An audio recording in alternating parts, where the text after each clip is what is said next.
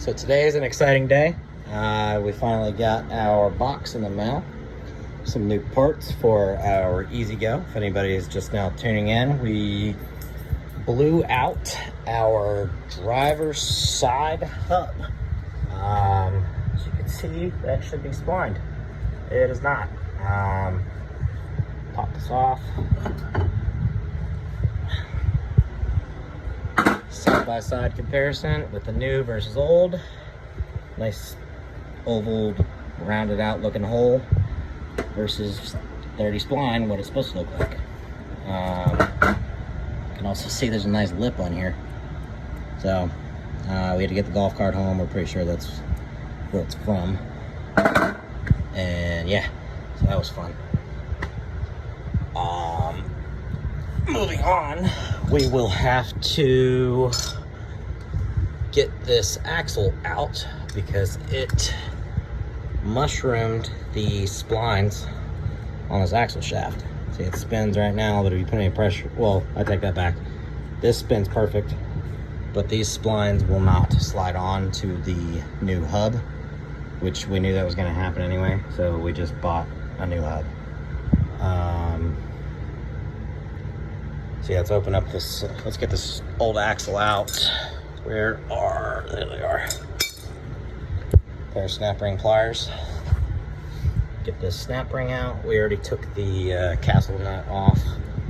Our cotter pin looks like it failed. That's what's left of it. And then obviously all this dust came out of there. We gave her a good wash down with some brake cleaner. And yeah, brakes still look like they're in good shape. No damage to any of the springs or adjuster. Everything's looking good here. But this axle shaft is in fact ruined. But it's fine. It was a pain in the ass trying to find a replacement axle. Usually you can just give these things a good whack and they'll pop right out. Kind of hard to tell. They still look like they're in good shape, but they are rounded down. And you could probably get a really thin file in here and make this work again to get you by. But it's just gonna ultimately end up stripping out the hub. By the way, that hub does have different threads. I am aware of that. I wanted the longer threads because we're gonna go with a deeper dish wheel eventually. But yeah, this is the issue here. So it will not, hop up real quick. Won't go in. I'm not gonna force it in because I don't wanna mess the threads up, but will not go in. So we got our new shaft. Did in fact come from Amazon, from the EzGo part store. What a bitch to find this thing. Not a lot of options. And holy crap, are these things expensive. This one does come with a pre-pressed bearing. Side-by-side comparison. Get it rolled up. They are, in fact, identical. The only thing I did notice that this one has a press washer on here. This one does not. So we might try and see if we can get that off. Yeah, these things are really expensive. I think I spent $250 on this axle. The first one that came within 2 days of tearing this thing down was only like 86 bucks, but they sent me the wrong shaft. It was actually for the passenger side. I was gonna keep it, but we don't need it. There's no point in having a spare axle. I don't think that side's ever gonna blow out because it's an open diff and the dominant wheels on the driver's side. We should have no issue. We're probably gonna end up replacing the bearing on that side, so I may end up ordering that axle again just because it's easier to, you know, I don't have to deal with pressing on a bearing with a hand press. So yeah, let's get this thing installed. Actually, let's take a look at this. This is how it's supposed to look.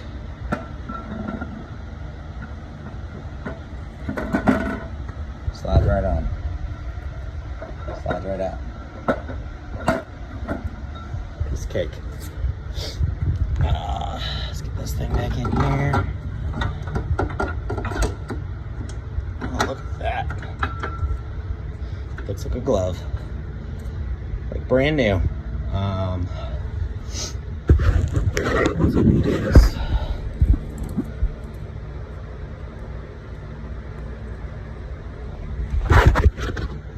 Snap ring back. Actually, we gotta get that thrust washer on there. Let's get that worked out real quick. See if we can get this old thrust washer off, and then we'll put the snap ring back on. We got our thrust washer off, cleaned it up as best I could with a little bit of 1000 grit sandpaper. It's a pain in the ass to get this thing off. But we'll find the right size socket and then just tap it on there with a dead blow. Inch and 16th will work. So we went ahead and removed the thrust washer from the existing axle. Kind of hard to see, but there she is. Got that on there. Reinstalled our snap ring.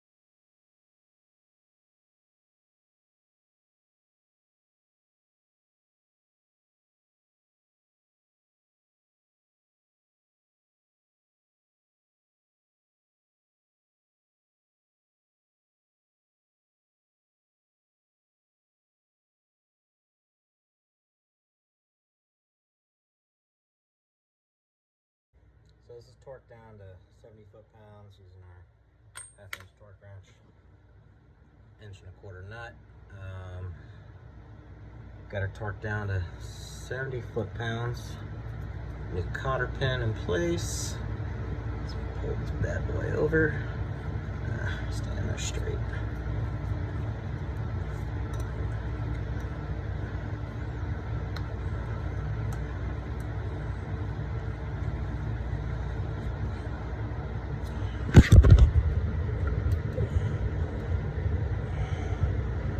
Voila.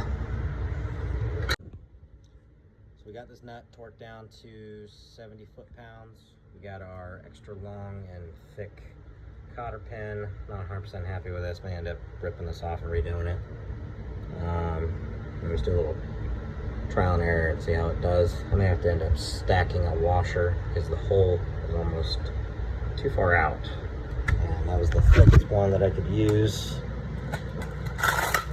I really wanted to use this one, which is a 1/4 inch, but I'd have to drill out that hole. There's no way in hell that thing's gonna break.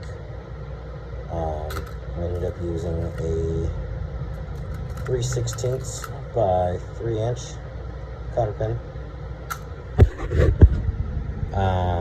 So this is done. Just gotta get our wheel spacers back on, get those all torqued back down, put the wheel back on. Before we put the wheel back on, we're gonna go ahead and clean up this freaking brake dust mess and go ahead and change our oil. It's ready for a service. I think we're close to our 25 or 30 hours. I don't know. It's time for it to be done. It's already in here. We might as well do it. See how dirty that oil is. And take this thing for a ride, hopefully. Thanks for watching.